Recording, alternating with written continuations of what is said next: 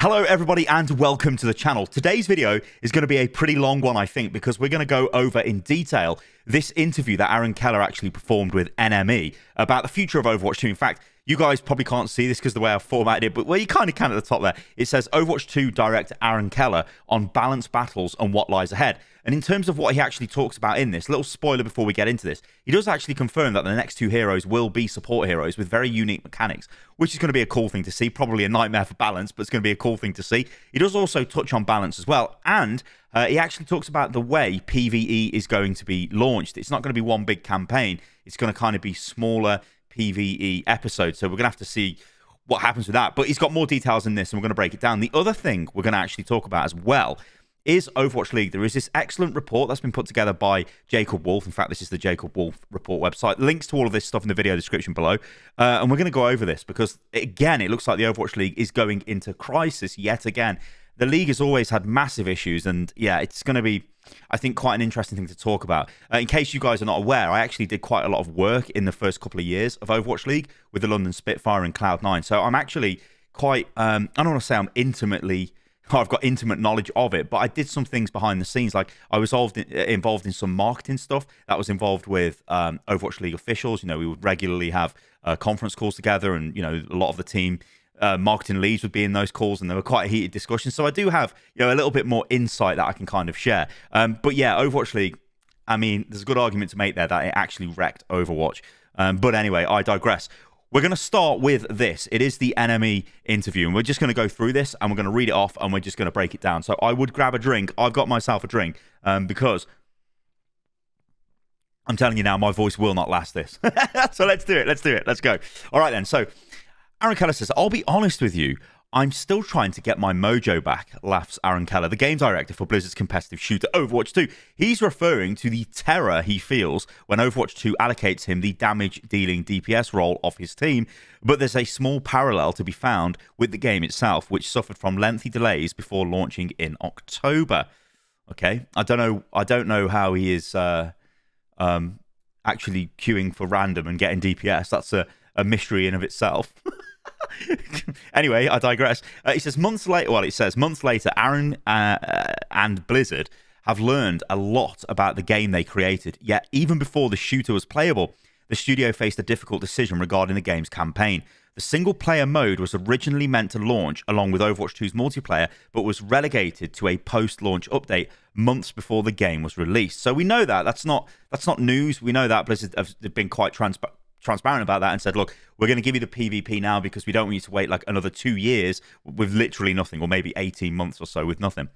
And this is what Aaron says. He says, although it was a really difficult decision to split the game up, it was the right call to make. We found ourselves in a position where we couldn't release all of the content that we were building for Overwatch 2 until the campaign was finished, recalls Keller, who says that development on the campaign was going slower than we wanted it to. So this here, I think, is actually kind of telling, because whatever they were doing, it all had to launch together, and it wouldn't make sense if it didn't. So when we go back and, you know, you look at stuff, you look at things like, look at Ramatra's launch. Where's Ramatra's animated short? Ramatra could have an absolutely sick animated short. And I bet you Ramatra probably does have one, but I also bet you it's probably the opening to the Overwatch 2 campaign. That's why we don't have it right now, but we do have Ramatra. So that's me just completely making that up off the top of my head. But if that is a plausible scenario, then you can start looking around at all the different things that have happened with Overwatch 2's launch and new content, and where things are just kind of missing. Kiriko, okay, she did get an animated short. She did get the origin story as well. Sojourn, where's Sojourn's animated short? Well, we've seen stills from that. We see a little dog, and we see her in her townhouse in Vancouver, I think it is, at least somewhere in Canada. But where's that? Well, it's probably integral to the campaign. Then you could go even further and say, well, probably Sojourn and Ramatra are like the main antagonists of the campaign. Sojourn for Overwatch, bringing it back together. Ramatra leading North Sector, and there's a big collision. That's probably what's going on. So maybe that's what Aaron is saying here, going, look, we just couldn't launch the stuff because it would be a bit of a mess. So what they've done is they've gone back and just chopped and, you know, changed pieces and gone, okay, we're going to do this, we're going to do that, because we want to get content into the gamer's hands. Now, let's be real here, right? We did need content because the game was just sitting there stagnating away. I mean, this could be something you could attribute to Overwatch League as well. There's probably a lot of pressure. In fact, I know there was a lot of pressure from Overwatch League team owners who had paid a lot of money for the game to send the game or make the game free to play, which obviously has happened now. No doubt through the unimaginable pressure those ownership groups placed on Activision Blizzard, and then Activision Blizzard placed on Team 4. But anyway, I digress. We'll get onto that later if I can remember about it. But Overwatch League. Ooh. Anyway, let's move on. So he says, we couldn't release all of the content that we were building for Overwatch 2 until the campaign was finished. We found ourselves saying we're going to keep withholding content from our players so we can release everything together with our original strategy, the campaign. Or we're going to have to change the way we think about releasing the game. Okay. Now, I reckon, you know, it's going to be kind of rich of me to say this because obviously I was in the camp of give us content, guys. What are you doing to your game? You're not updating your game for years. What's going on? But part of me can't help but think they had a ton of goodwill when this game launched in October. Even when the beta, I think it was the first beta came out in May, or maybe it was the second beta. I think it was the first beta. And everyone went crazy for the game and they were trying to check it out. And a lot of people were like, well, it just looks the same. You imagine if that they had all of the Overwatch 2 content ready to go. Now, I know this was an impossibility because they didn't. They would have had to have waited until maybe the end of this year before they could do that. But imagine the game coming out of the gates with that massive fanfare, millions of viewers on Twitch, hundreds of millions of views on YouTube. I mean, I can tell you guys right now, in October, I got nearly 40 million views on YouTube. Like, what in the actual hell is that about? That is incredible viewership figures. That's like insane viewership figures. And imagine if everything was there, right? And what I worry about is we won't get that again. So when PvE launches, or the first part of PvE launches, or the first bit of PvE, or the first PvE experience launches, hopefully towards the end of this year, will we get that massive influx of players again? I'm not sure we will. And I think they've kind of missed the trick. And they probably should have just gone, bollocks to all these people who are shouting out for content. We're not going to do that. We're going to make this product and we're going to drop it and it's going to be great again because we know what we've built is great. But again, there's a lot of pressures. It isn't just from idiots like me. It isn't just from the community. It's basically the upper management at Activision Blizzard. They're going to tell you what to do. And if you don't do what you're told, then you're going to lose your job, right? Which probably we've seen with various people in the Overwatch department over the last few years. Anyway, that's with the power of hindsight. And this is the world we're in, so we're just going to have to take it. Anyway, he goes on to say, as a result, the Overwatch 2 campaign will be releasing gradually starting later this year. And Blizzard is still finalizing how its content will be rolled out. A chance to tell Overwatch's big overarching narrative is something that Keller is particularly excited about, as he points out that it's not something you can really do in the middle of a multiplayer game. We can go into a lot more depth with not just the characters in the universe, but all of the big events that are happening inside it. That's something the team is incredibly passionate about. Keller also adds that Overwatch's bright, hopeful, inspirational future is a setting the developer is keen to explore further. So, I mean, this is fine. Yeah, they're obviously going to be really excited because this is the Overwatch. This is what Overwatch 2 is. It is the PvE. Yeah, we've got this slightly different PvP experience at the moment compared to Overwatch 1. But it's not Overwatch 2, is it? You know, and the memes have all been there. It's Overwatch 1.1, it's Overwatch 1.5, which is fair enough because Overwatch 2, the promise of it was the PvE. So this is kind of like, this can come back to haunt them in the future. Whereas if the PvE doesn't absolutely blow our socks off, like I think a lot of people are going to put this under a microscope. You know, I'll probably be one of those and be like, right, we've waited all these years for this, let's go. I mean, I was one of the idiots that actually played. I've got to stop calling myself an idiot. I was the idiot that played the 2019 version at BlizzCon. Like me, who was it? Siegel, XQC, and I forget who the other person was, but we were playing I think it was 4-player. We were playing that, and it was okay, but it didn't blow our socks off, right? And maybe they went back to the drawing board after the reception they got from BlizzCon. I mean, who knows, right? But the fact is, PvE, a lot of people are putting a lot of their hope on that to just massively reinvigorate the game. Because there is one thing, Blizzard are not actually shouting about returning player numbers. They were, and then they stopped doing it. And I'm pretty sure Overwatch got to over 50 million active accounts. Not players playing at once, but active accounts over its lifespan. And I've only ever seen Blizzard talk about 35 million for Overwatch 2 at the moment. It could be more by now, but they would be shouting about that if it was higher. If it was higher than 50 million, it'd be everywhere. So obviously there's some issues, right? But anyway, let's move on.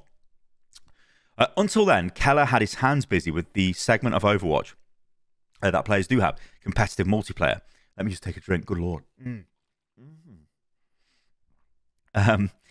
I have a hard time finding ways to get enough time to play the game while also trying to run my game, bemoans the director, who says learning better time management has been one of his biggest takeaways from the last few months. For Blizzard, Keller says its lessons have been more wide scale. The director admits the studio still has a lot of work to do in addressing feedback regarding the game's reward and progression systems, which it definitely does. And recalls Blizzard realizing in Overwatch 2's first season that its original plan to issue one major balance patch per season would not be enough to stay on top of the shooter's rapidly shifting meta. Now, this is bang on, because we're in this again right now, where the Season 2 patch was not particularly great. It didn't really... I mean, we had all that sort of hype around the support changes. Whoa, big support nerfs, and then Mercy could, whip a pistol out a bit faster and add an extra couple of bullets. It's like, what is this? You know, the changes were not great. And the Ana change was minor, I think, on Sleep Dart. Well, don't quote me on that. But then we got a patch a couple of weeks later, which was part of the mid-season patch that they shoved further. So they were like, oh my God, we need to give them more updates. So they did it, right?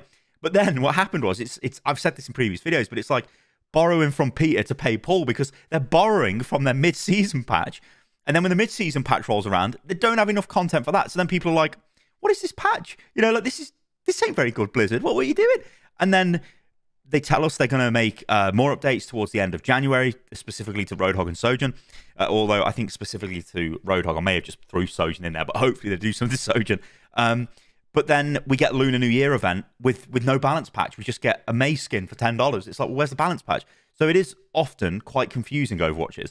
And it's good to see that the game director is actually highlighting this and going, look, one major balance patch per season isn't enough. We need to do more. And they really do need to do more, because I'm not sure why they're taking so long to actually make balance changes. It's really weird. Unless they're trying massive balance changes, like completely reworking heroes that require all kinds of visual effect updates, which they can't just do in a simple patch. They need a big update for that, which of course brings in all the issues of console certification and that kind of stuff. Because Blizzard basically, even if they wanted to, they can't just update Overwatch whenever they like. They can on PC because they own the platform, Battle.net, but they cannot on PlayStation or Xbox. If the Microsoft takeover goes through, and there's a big if on that at the moment, but if that happens, then maybe the Xbox thing could be a bit quicker. PlayStation may fall away, but I think they would always try and keep all the updates coming out at the same time. Well, this, of course, means that if you've got an update to add to the game, that isn't just a number change. So if they change a couple of values in a spreadsheet, they can just push that out anyway. But if they add new assets, if they add new sound effects, new visual effects, that needs to go through certification, which takes a few weeks. So it means that they can't make changes really fast, yeah? That's the issue. They can on PC, but not on the other platforms. But maybe that's not even like an excuse. I don't know. But, you know, I can't really think of any other reason why they would be so lethargic when it does come to balance changes. It's kind of weird. But it's good that they're actually highlighting, yeah, we're going to make changes. We're going to do it faster, which is good.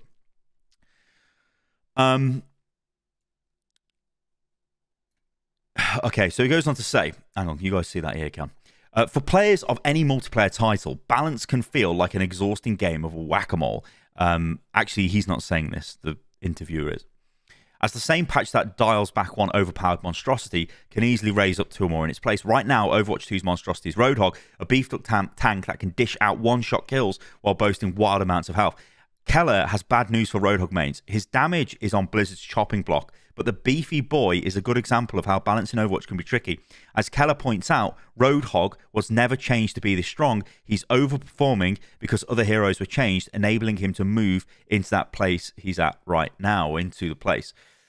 It would be very easy for us to change him so much that he becomes unplayable, or nerfed so hard that people would think he was a throw pick, he explains, referring to heroes who the community deemed weak enough to guarantee a loss if they're picked. We'd like to avoid that, so we're trying to be careful here, but at the same time, we want to make our change meaningful enough to actually have a real impact on the game. So that kind of does give us a bit of insight there, doesn't it? That's maybe why it's taking time to make these patches. They're not just going, well, Roadhog is annoying because his one-shot combo is pretty easy to pull off. Stylosa can pull it off, and he's an idiot, as we've worked out in this video. So we're just going to reduce the damage values. Okay, you could do that, but then Roadhog probably feels terrible to play. And then they're probably thinking, well, that's not a good change. We're game designers. We want to make a fancy change, a fun change, and a wonderful change, an extravagant change. I don't know. You throw it in any superlative here, but they want to make a good change, yeah? Something that they're proud of. And that's maybe why it's taking longer to make changes to these heroes. I would probably still think, though, that if something is completely out of control in the game, you probably do need to come in and make a quick fix to it. What I would say about Roadhog, and this happens in all of the brawl modes, if it's free for all, tanks are just picked all the time. If you look at the Lunar New Year brawls at the moment, the Bounty Hunter mode, everyone's a tank, and the reason is because tanks are really strong in Overwatch. So it's difficult, right?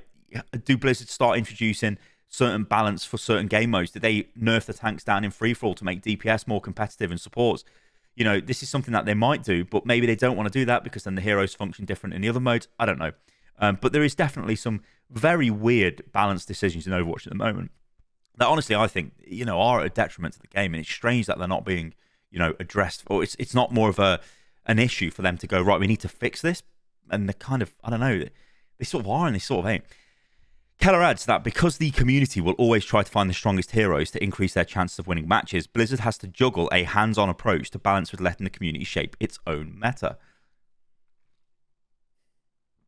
Yeah, but you know what? Blizzard has got an Overwatch League Pro Discord server. They've also got a content creator one, but the Pro Discord server will tell you within seconds what is broken with your game. They know this, but they never use this resource. I don't know why. I was there during internal alpha tests of the game and all kind. Everyone was like, well, Sojourn's pretty strong. Yeah. Well, guess what? Sojourn was pretty strong. So, I don't know. I think Blizzard do have the resources here, and I think some of this probably does come back to, we're Blizzard, we know best. I still think there's that kind of attitude sort of throughout the development of the game sometimes where, yeah, I know, okay, professional players and even content creators and community members can be like, you know, they can be over the top in what they're trying to say, you get me, but they also, it's like they are a resource you can use and feed, and maybe they're not using them enough. Like I would come at it from this perspective. If I was looking at balance of the game, and I've got this very vocal, let's say I've got vocal players that I know their experience with the game, so it isn't just someone shouting into the void because they don't like, you know, let's say Bastion. So someone's going on a massive rant about Bastion. Well, we all know Bastion isn't totally broken in the game at the moment. You know, he's pretty strong in certain comps, but he's not totally broken. But if you had a number of players that you know have got years of history with the game, and maybe even they're pro players and they've played at the highest level, you can use what they're saying and go, actually, maybe we can look at this. Now, I'm not saying you should take what the pro players say as holy gospel and that should be applied to every level of the game.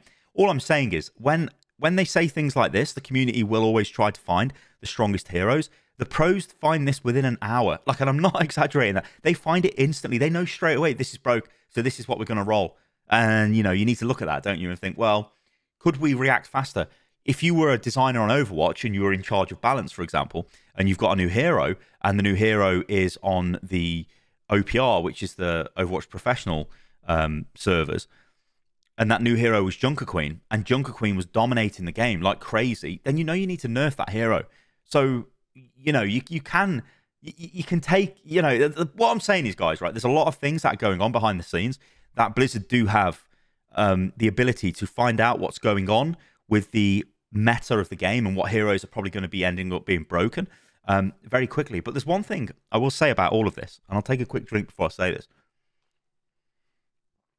Blizzard, I think, maybe rely a little bit too much on data. It's like they won't make changes based off very clear community and pro player and content creator and everybody else feedback going, yeah, we think this hero is pretty broken and making the game not very fun to play. Instead, they'll go, okay, we hear you, but we're going to wait 2, 3, 4 weeks and collect data, and let's see if the data actually backs that up. Sometimes data isn't the be-all and end-all, is it? Sometimes just making the change can work, but I don't know. Like, I just think it's a very complex thing, and I don't envy the people at Blizzard that have to deal with this, because getting all that feedback, looking at all the data, looking at everything and trying to push the game forward is going to be a difficult thing to do. But yeah, I just think it's a really interesting sort of thing to talk about. Anyway, let's move on. So there's a lot of nuance that goes into balance, Keller explains. It can feel like there are certain heroes that are allowed to be strong or popular, and others that, when they do become really strong, the community has a pretty adverse reaction to. I think it's all very natural. One of the things we've been talking about internally is what happens when heroes that have mechanics that can be frustrating or stifling to play against become really powerful. And this is actually a good point, right? And Roadhog is a great example of this, isn't he? Being hooked and just killed feels not particularly great, right? The other thing with Roadhog is he's kind of hard to kill. Yeah, I know you can just shoot him. Everyone could fire at him and kill him. If he's got his vape on cooldown, then it's going to be a problem. But, well, it's not going to be much of a problem to take him out. He's going to need to run away. But it's not really that. It's about the mechanics that can be frustrating. We've seen Batiste go through this as well with Lamp, throwing Lamp down. It's very frustrating, isn't it? Because if you're lining up a kill and then Lamp suddenly keeps them alive, it's like, oh, this is really annoying. I don't want to die to this. Cassidy's flashbang was another one of these. Oh, I'm flashed. I can't do anything. Sombra's hack is another one of these. So, while they can say there are mechanics that are frustrating and stifling to play against, and when they become powerful, then it's kind of becomes out of control and the community really doesn't like them. They've added these into the game in the first place. So, I don't know. Suzu, I'd say, is another one. Basically, anything that prevents death is always kind of really annoying. But one thing I will say, right, there are two heroes, I think, who are designed. The design of these heroes is just exceptional to play with and play against. And it's Zarya and Ana. And why I say this is, when Zarya uses a bubble, you don't feel cheated. You can see she's used a bubble, and if you shoot the bubble, she'll get stronger. So you don't shoot the bubble. Sometimes you might just try and burn through it to maybe kill Zarya if it's a personal bubble or the target that it's on. But you can see there's clear sort of ways of playing around that. I know with two bubbles, it's a little bit more difficult. Obviously, in Overwatch 1 with one bubble, it was clear, right? She's used it. Okay, let's kill her. The call would be bubble, bubble, bubble's gone, let's go. Tracer, when she uses rewind, is another example. Tracer, no rewind, let's go. Cassidy, no flashbang, whatever. But Ana as well, sleep dart. When you get put to sleep, do you feel like, oh, that's so bad? You kind of don't, do you? At least I don't, because it's a projectile that's got a cast time, well, a travel time before it hits you. And then it's almost like you only get put to sleep if you're in a position to get put to sleep. So it's almost your fault in a lot of ways. Yeah, it can be a clutch sleep on like a Genji whipping out Dragon Blade. That's totally fine. I get that. But I just feel like their abilities that feel kind of okay to play with and play against, and when you get hit by them, it's fine. But then when you look at Lamp, yeah, it's kind of frustrating. When you look at Roadhog's hook, yeah, it's kind of frustrating. And so I totally get what he's saying. But like I'll say, they put these abilities in the game. So it's going to happen, right? Anyway, he goes on to say, the director points out that the same topic can be applied to current discussions around Roadhog, who opponents can find stifling due to his ability to one-shot more fragile heroes, while also being difficult to kill. When heroes like that become really powerful, the community can have a pretty big reaction to it, while there are others like Orisa, who is fairly powerful as well, but her kit feels fairer or more steady, Keller points out. I think the community will look at a hero like that, and if it becomes the new dominant tank, it is more accepted. Yeah, so I think Orisa's OP. Don't get me wrong. I guess I've been abusing Orisa when I've been playing on ladder with her, but she is fun to play. So they've nailed that because you're always doing something. You're firing at people, you're throwing your javelin in, you're spear spinning, you're going gold, you're looking for crazy ultimates you can pull off. You're always doing something with Orisa, which is I think the beauty of her design, and what I really like about her redesign. And you can see this in Kiriko's design as well. She's always doing stuff, and it's really cool. Junker Queen, always doing stuff. It's much better hero design, right? Anyway, why aren't we moaning about Orisa? And it's a good point, isn't it? Why aren't we moaning about Orisa? Well, Orisa doesn't just instantly kill you, so that's actually kind of nice. But the longer time goes on, and especially when Roadhog gets nerfed, Orisa will be next on the community's chopping block. See, we can predict this already because Orisa is very hard to kill. In fact, you basically need to ignore Orisa, and if you're trying to kill her, you're never going to kill her. She's got loads of survivable abilities that are constantly being cycled. She's spear spinning, she's going gold, then she's probably got 2 seconds to wait. Hey, spear spin again. She's being pumped with healing. She can do pretty good damage as well, especially at that close to mid-range. A spear is really good for interrupting other abilities. I don't know, Sigma goes into his ult, you just throw the spear at him and it interrupts him. No more ult for Sigma. Really cool, right? So she's good, and she's got that sort of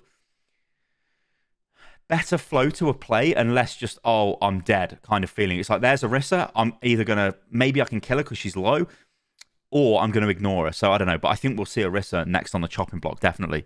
I think we definitely will. Anyway, moving on. It is a discussion that Blizzard is wrestling with at the moment. We don't want all of the heroes to feel samey. We don't want the tempo of every fight in the game to feel the same every month, says Keller, who adds that although the team enjoys the variety of abilities and mechanics in Overwatch 2, they are actively aware that many of those can be pushed too far. There's a push and pull and a lot of nuance to the way we do this. So, okay, yeah, it is a complicated game. We've got to give them that. This isn't a simple game. It isn't like there's a couple of abilities. There's a load of abilities, a load of different way heroes all interact with each other. But yeah, I think that's fair enough, right? Fair enough. Okay, so when he's not chasing down unruly hogs, Keller is looking ahead. There's a lot to unpack, and he gets giddy discussing it. I will say this. Every time I've spoke to an Overwatch developer, if they're talking about things that are coming up in the future, whether, like, I've been at an event, you know what? Feck it, I'm going to tell you guys this story. So this is a really cool story. This was Overwatch League Finals, 2019, I want to say. I think it was 2019. It was the one in Philadelphia, anyway. I was going to Irvine after the finals, yeah, to check out the Switch version of Overwatch, right? And I made a really cool video. It actually did really well, that video did, in China, I think. Got, like, crazy amounts of views on it. But I also did really well on my YouTube channel as well. It's a really cool video, like a filmed handheld thing. Anyway, but here's the thing, right? At the Overwatch League finals, so this was like a couple of days before we went down to Irvine. Now, remember, I'd signed like NDAs and all this stuff saying like anything that I see, I'm not going to leak or whatever. Jeff Kaplan, obviously, was a game director at the time, and I think one of the producers. They were down in the bar area of the hotel that we were in. Now, I'd come down the stairs, and they just said like, oh, hello, and I said hello to them. And they went, do you want to see something? And I was like, oh, yeah. They only had a Switch with Overwatch on the Switch, and they literally whipped it out of the bag and they went, check this out. And I'm in the lobby, right? And actually some people with Overwatch League tops on, like they were just fans, seen me there, and I thought, uh-oh, because I'm in the lobby and I'm playing Hammond with a gyroscope, and I'm literally standing up going like this with it. Like it's just like, what the hell is going on? People are looking at me, and I thought, oh crap, I best get rid of this, because it wasn't known at that time that the Overwatch League or that the Overwatch Switch version was coming out. There were rumors of it, but it wasn't like absolutely set in stone.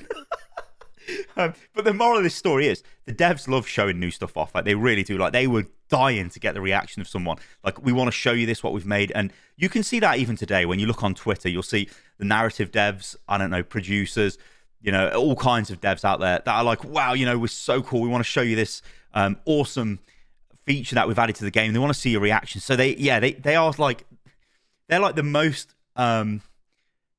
they really do love their game, right? And honestly, there's a lot of issues with Overwatch at the moment, and it's nothing to do with the devs. It's to do with whoever the hell is implementing the monetization, whoever's pushing for that kind of thing. Because I can tell you right now, hand over heart, I don't think any dev would look at the game and go, oh yeah, monetization's great. They wouldn't, right? And it obviously brings down their work, so it wouldn't feel great. If something out of your control is taking down the quality of your work, you wouldn't like it. But the moral of the story is, guys, Overwatch devs love their game, and so I can completely believe when Keller says, like, he's super excited here about this. He will be. There's a lot to unpack, and he gets giddy discussing it. Aside from the campaign, the director says there are multiple heroes and a lot of maps planned for 2023, along with a lot more events like the game's ongoing Battle for Olympus. Keller also teases several new and returning game modes, including an entirely new one he's so excited to announce, and a mysterious Season 3 skin he thinks the community will go wild for. Now, we've been down this path before. Right? I remember Jeff going on about, there's a skin that's going to break the internet, and I think it was Schoolgirl Diva or something, which I guess maybe it did. But back in those days, you didn't have to pay $10,000 for the skin. Anyway, I digress.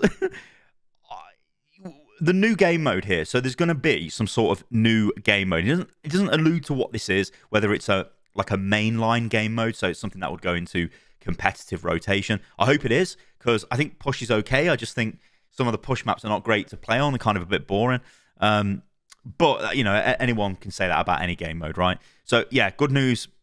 New game mode, which probably just mean new maps coming as well, and a skin, which is, fine. Everyone's going to go wild for it. I'm sure people will go wild for it, but it's always just that bad taste, isn't it, of the fact it's in the shop. It's like, ugh, unless it's free, unless they just have lost their mind and they're like, yeah, here we go, just complete a challenge and you'll get the skin. Don't know, wishful thinking there, that's got to be. Anyway, in the immediate future, Keller says the team is focusing on fleshing out Overwatch 2's roster of support heroes, which he admits offer the least amount of choice compared to the game's tanks or damage-dealing roles. We're really focusing on supports right now. The next two heroes we're going to be released are support heroes. Good stuff. Although this was kind of confirmed a while back, I will say, but it wasn't very clear English in the way it was confirmed. It was a post on Reddit from Aaron Keller, and he just basically said, oh yeah, the next two heroes are supports. But you could have read it in a few different ways, which here we've basically got the confirmation of it. So that's pretty cool. But then he goes on to say this. We're really focusing on supports right now. The next two heroes are going to be supports. Keller, who teases that they will bring some new things to the game that we haven't seen before. Some new mechanics and really exciting ways of interacting with your own team. So we need support heroes, don't we? We desperately need support heroes. I mean, when you look at the next 2 heroes coming to the game, that's basically all of the heroes in 2023, effectively. So we're going to get 2 support heroes this year. We may get another hero if we're lucky, but we'll probably just get 2. So yeah, if you're a tank main or a DPS main, you're not going to get a new hero this year, most likely. In terms of what he's teasing here, I think it's going to be pretty cool to see the way these abilities interact with their team. Now, say what you like about Kiriko, but her teleport is so cool to use, and I don't think the teleport is particularly broken. Some people might destroy me for saying that. The Suzu is annoying. Like, don't get me wrong, throwing that down and making your team invulnerable, but also cleansing negative effects off them is rare, like really, really strong. Because she can just counter all kinds of things. Like the first example everyone would go to would be the sleep, right? Anna sleeps a target, Suzu gets thrown on them, they're cleansed, off they go again. You know, if you get hit with Anna's anti-nade, throw a Suzu on them. They're not anti-naded anymore. Let's go, you know. So yeah, that kind of thing was going on. But I want to see what they can do with this, because supports need really cool abilities that interact with their own team. And if they can nail that, people will be playing tons of support. So I'm looking forward to this. I really am looking forward to this, to see what they can do. Let me know in the comments below, what do you think they would do? I don't know what I could think of off the top of my head for support abilities. So we've already got, like, Kiriko can teleport to her own teammates. She can increase their attack speed. She can reduce their cooldowns. Lucio already gives speed buff. So interesting, isn't it? Like, what else could they do? Hopefully it's totally unique and well, like you said, something we haven't seen before. So I think this would be really cool. Let me know. Get me some stuff in the comments below, guys. Anyway, then finally it says, with all of that in store, it seems likely that Keller will be putting forward his newfound time management skills to the test. I could talk about the future all day, he beams. Keller may still be finding his mojo on the battlefield, but the picture he paints of Overwatch 2's future suggests the game has found its own, and what lies in store will be a busy, less Roadhog-dominated year for fans. Sorry, Roadhog. So I think this is cool, right? I think that's fine. I think what we take away from that is you get a little bit of insight into the way balance is handled. We get confirmation that the next 2 heroes are supports with new abilities that interact with your team, and we get we've got Roadhog nerfs. What else was it? More balance patches. Balance patches are going to come sooner. And there was something else which has just totally gone out of my head. Oh yeah, the campaign. The campaign is going to be released in sort of little bits instead of one big campaign. So cool. I mean, I like these. I hope they do more of these, because it's that thing of Blizzard going, yeah, there's going to be more communication from us, and then they go quiet, and they just seem to do it over and over again. It's almost to the point where you can't really trust them too much on it. It's like, yeah, you know, maybe I'm being overly harsh there, because they have actually been putting out quite a lot of stuff. There's been quite a few blog posts that, dare I say it, are kind of boring. Like, I don't really care about Junker Queen's concept art and the way we got to that. It doesn't really add anything. Like, it might do if it came out when Junker Queen launched, but not when it's sort of nearly the end of her battle pass. It's like, nah, no one really cares. So they might, on paper, be saying, well, we are communicating more. We're talking a lot, but it's what they're talking about. Yeah, we want to see the game director talk. We want to see the lead balance devs, the hero designers, and, you know, we want to see them talk about new stuff and stuff at the right time. And I still think they're really struggling to do that. Hopefully they can work it out. Anyway, let's move on. Let's go to the Overwatch League section. Okay, this is from Jacob Wolf, who is an esports reporter. Used to work for ESPN, although I think, unfortunately, ESPN cut back their esports stuff a couple of years ago. I actually was in a lift with him. He probably won't remember this, but I was in a lift with him in Philadelphia. No, New York. It was in New York. The Overwatch League finals in New York. So 2018, it would have been Overwatch League finals, which was pretty cool. Crap story, but whatever. But yeah, he's a really good esports reporter, and he's got his own website, and he drops some absolutely insane articles, well researched, and a ton of info. So link in the video description below. Go and check them out. I think you can literally just sign up to this and, you know, drop your email in, and off you go. Anyway, the title, which you guys can't see, but I'll read it off to you, is Overwatch League teams start collective bargaining process against the league. Now, this means that teams are seeking some form of economic relief after years of high operating costs and disappointing revenues. Now, Overwatch League was said to generate stupid money. I think the figure was like $100 million a year. So all these people, very wealthy people, venture capitalist funds and all kinds of stuff, come in, set up Overwatch League teams. and they're all Bobby Kotick's mates, effectively, and they're going to create the next big thing, bigger than NFL, they were saying. And it would make hundreds of millions of dollars. So if you pay 20, 30, 40 million dollars for a team, it don't matter. You're going to make this back. It's going to be incredible sales. Well, of course, none of this materialized. And we can say that, yes, it was unlucky with COVID. Now, this was a disappointing call that I got. This was 2019. No, it's 2020, sorry. In March 2020, just before COVID, I was in a hotel in Irvine waiting for my airport transfer to take me back home because I'd just done some stuff on Echo, the new hero at the time. And the call was from Spitfire. And the call was, we've cancelled our homestand. And I couldn't believe it because it was in Wembley Stadium, not the main football stadium, Wembley Arena, sorry, not Wembley Stadium. So it's in Wembley Arena, which is next to the football stadium, still a big indoor venue. We'd been planning this for a long, long time, you know. I was going to be involved in it. It was going to be pretty cool, right? But it was just cancelled, and it was like, oh, no, this is what everyone was banking on would be the way these teams would make money through selling tickets to local fans. And it would be a cool experience, right? Get to go and watch Overwatch League, cost you like 20, 25 quid or whatever. In the UK, off you go. And of course, this wasn't just happening in the UK, it was happening all over the place. Some Overwatch League teams did hold events, but some of those were to different levels of success. Some did well, some didn't. Some cost a lot of money, some lost a lot of money. You know, there was a load of issues with them.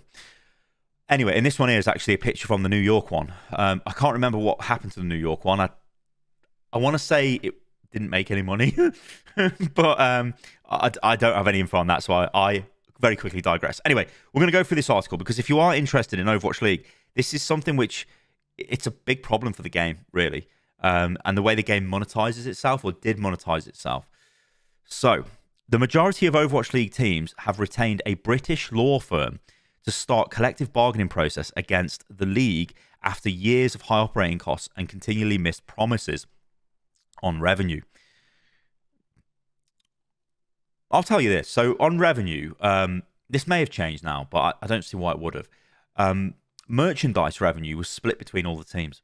And I won't name any teams here, but I think if you go back and you look at 2018, 2019 of Overwatch League, I think it was quite clear which teams were actually trying with their merchandise lines. Maybe this team, you know, here in the picture was one of them.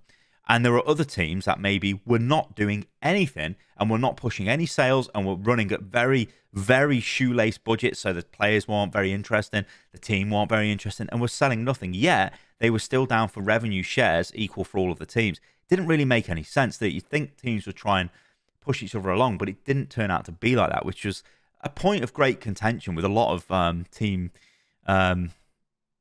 ownership groups, really. Anyway.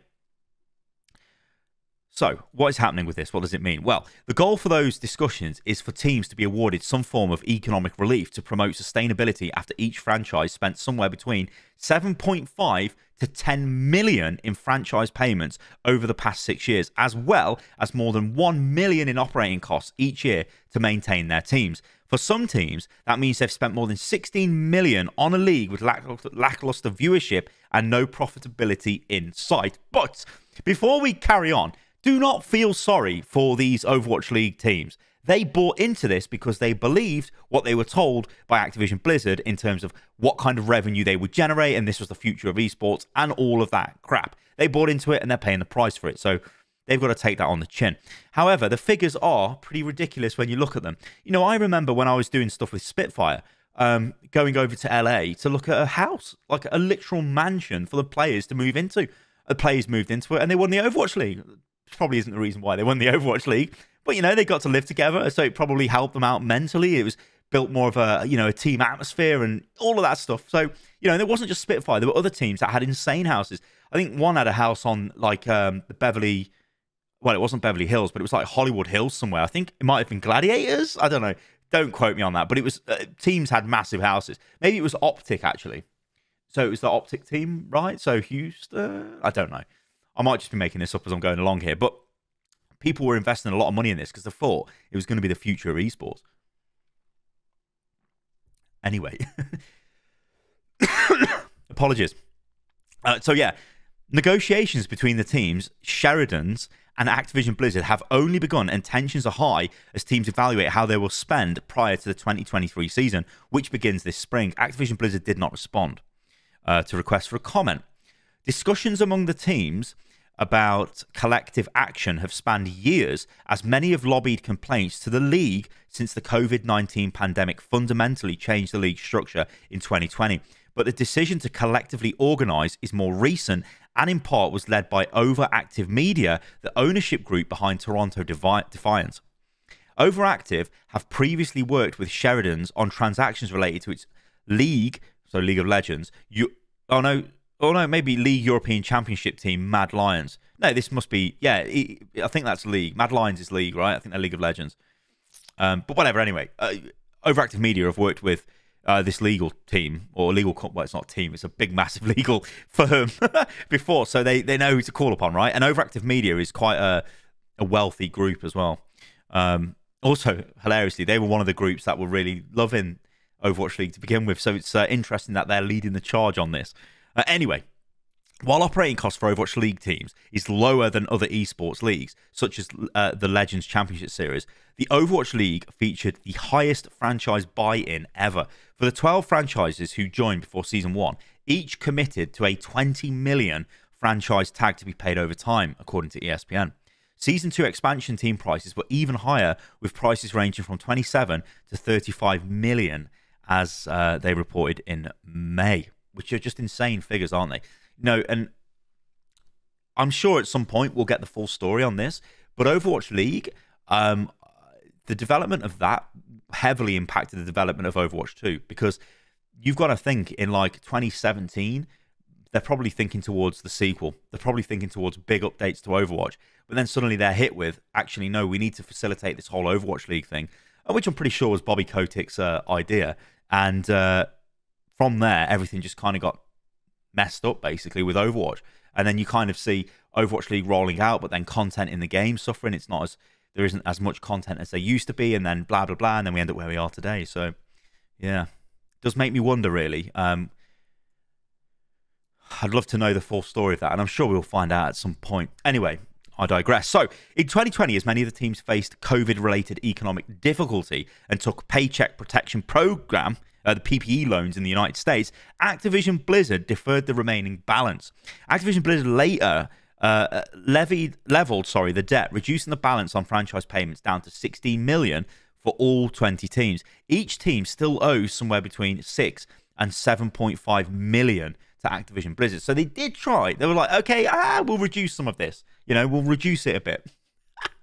Anyway, operating costs still remain high, and for the teams who aren't owned by major conglomerates or public companies, there's concern around how maintaining a profitless Overwatch League team will affect their bottom line and cash flow in a troublesome fundraising environment. Now, this is kind of going to go into a little bit more financial kind of stuff now, so it might be a little bit boring to some people, but this is what these teams are all about. They want to make money. That's it. They want to pay player salaries. They want to win competitions, to get more sponsors, to get sponsorships off the league, to get their own sponsors, to have good viewership so they can make money, sell merchandise to fans. That's what they want to do. And obviously Overwatch wanted to sell tickets, but that obviously changed when COVID happened. So what happened? Well, this is where it gets really interesting, because in an interview with the Houston Chronicle on January the 16th, the chief operating officer of Houston Outlaws parent company, Beasley Esports, Laurie Burgess, spoke candidly about the state of the company's revenue and losses for the Overwatch League franchise. Burgess said that the team pays some players more than $200,000 a year in salary. And by the way, get the bag players, whatever. I love it when players get paid money. That should happen. I love it. Anyway, despite 1.4 million in revenues, stemming primarily from ad sales, the team is still operating at a loss. Now, I want to just jump over here, because this is Jacob Wolf's Twitter, and he kind of goes to a bit more detail here. So this bit here is saying some teams have spent more than 16 million in franchise fees and operation costs since buying into the league in 2017, and the league still has 0 sponsors or media rights deal after the expiration of its deal with YouTube. Now, what I will say with this is expect to see Overwatch League back on Twitch.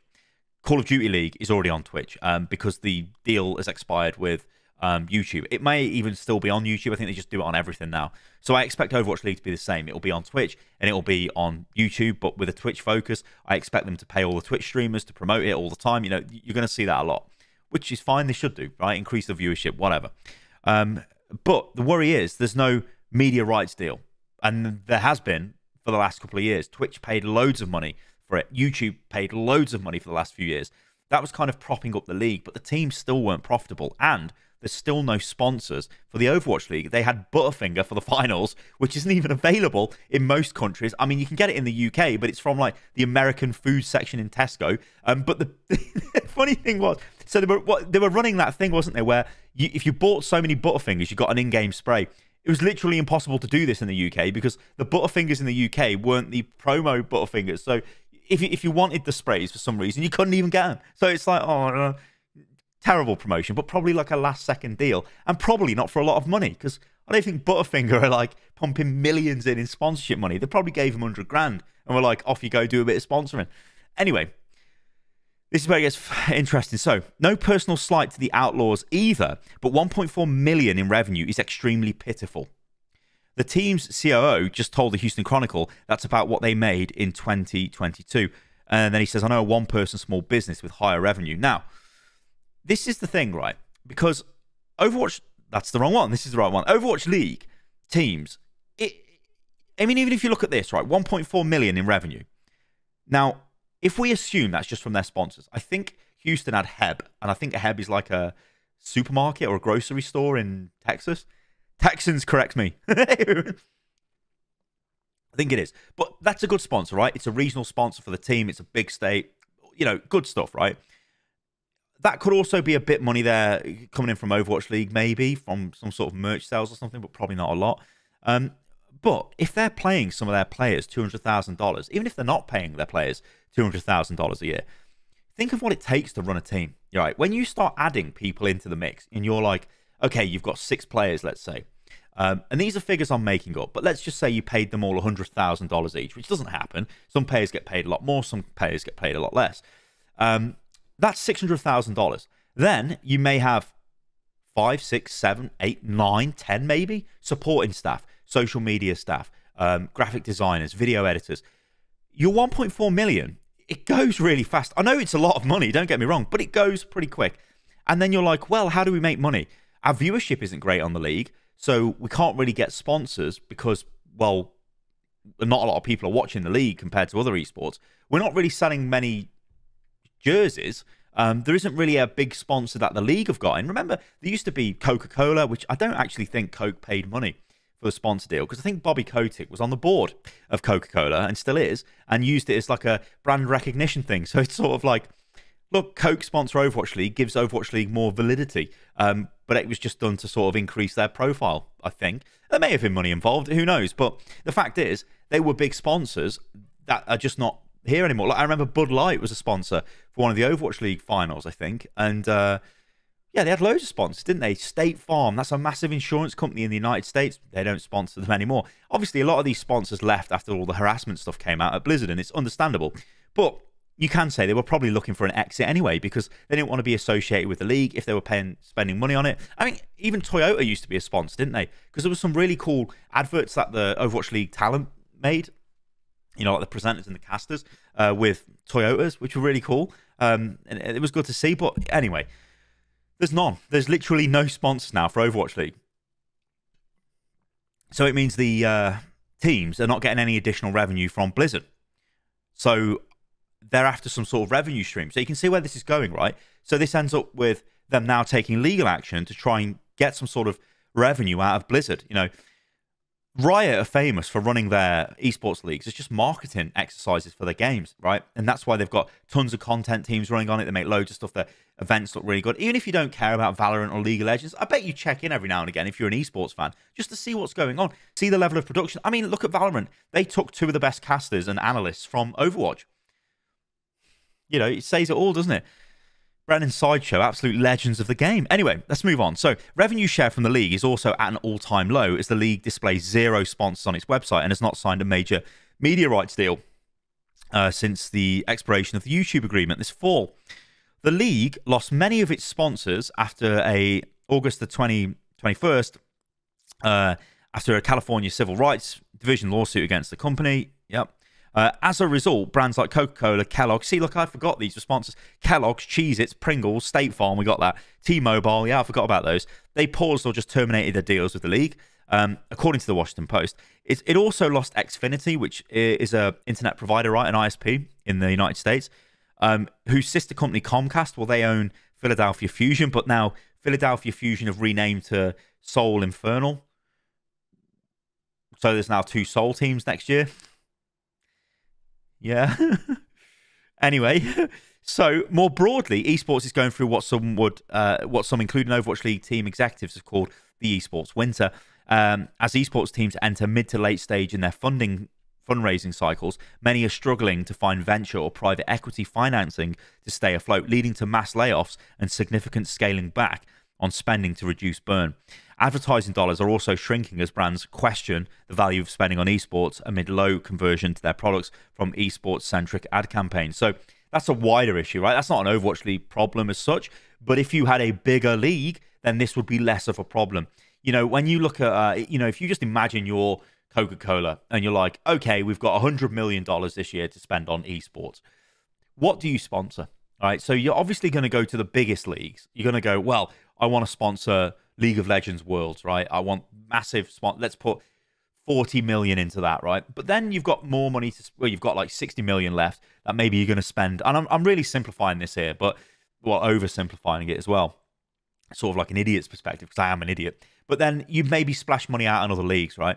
So if it came down to, do we spend money on Rocket League or Rainbow Six or Overwatch League? And you're looking at them and you're like, you maybe won't go with Overwatch League. And that's the problem. Like they don't have that sort of draw, that pull of like, well, yeah, this is a big viewership league. It's got great monetization options for the teams. It's got really engaged esports fans, and it's just really struggle for that. And it makes this worse because you're not the strongest league.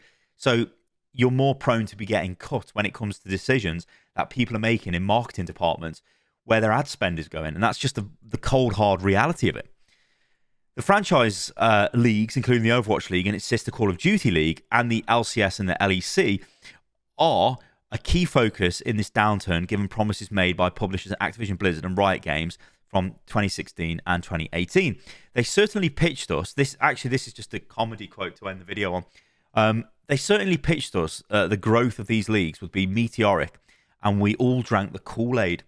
Misfits Gaming CEO Ben Spunt, whose organization owns the Overwatch League's Florida Mayhem and Call of Duty League's Florida Mutineers, told the New York Times in November. What has happened is that growth has not materialized as fast as we had hoped. Now, a little bit of history here, because if you remember the first season of Overwatch League, Tvik and a lot of Swedish and Nordic players were on the Florida Mayhem. They had the McDonald's colored kit. You know, it was like bright yellow and red. Looks really strange. I mean, their colors look a lot better now. Sort of going for that like Miami, Miami Vice, Miami. I don't know what you would call it. It's like 1980s Miami look, whatever it's called. They've now got that color scheme. It's better. However, at that time, Tvik was literally driving a rented van from where they lived to the arena for the players to play their games. I mean, he was a player and he was driving I mean, it's insane. Actually insane. That is like how that. It just shows the difference in the way the teams were run. Some teams were professionally run, some teams wasn't. But I think it's kind of funny that we see that this owner of that gaming group is like, well, I thought we were going to make millions of dollars and we didn't. Oh, well, it never materialized as we hoped. And yet their team was very questionably run, at least in the early days. It's probably totally different now, but yeah. Anyway, all right, guys, there you go. Thank you for listening and watching the video. I covered a lot in this video. My throat is destroyed, but I hope you enjoyed this. So let me know if you like this kind of video. I think when things happen, we can do these sort of discussion videos. I almost feel like I'm streaming here. Like, this is just like we're having a chat before I start a stream or something. But yeah, I hope you guys enjoyed it. I know, we learned a little bit. And yeah, if you did enjoy the content, do subscribe to the channel, like the video, and I'll catch you lovely lot on the next one. See you soon.